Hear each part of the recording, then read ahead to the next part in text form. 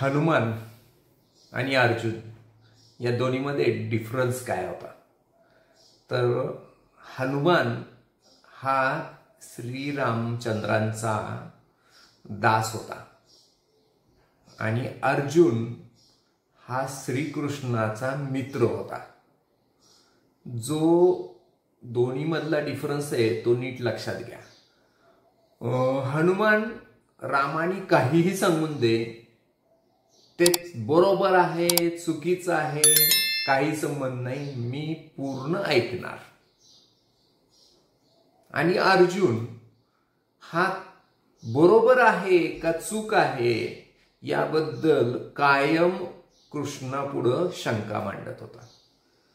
तर मित्रांनो, मित्र असणं किंवा दास असणं ह्यात हा डिफरन्स आहे. आणि यामध्ये काही ठिकाणी तुम्हाला दास बनता आलं पाहिजे आणि काही ठिकाणी तुम्हाला मित्र बनता आलं पाहिजे. कारण प्रत्येक ठिकाणी तुम्ही दास बनत राहिला तर तुम्ही अंध भक्त होचाल आणि काही ठिकाणी तुम्ही मित्र बनत राहिला तर तिथं तुम्ही प्रचंड अडचणीत येचाल. का तर प्रत्येक गोष्टीत तुम्ही शंका उपस्थित करचाल आणि तुमचं जे साध्य आहे, तुमचा जो गोल आहे, तो गोल तुम्ही अचीव नाही करू शकणार.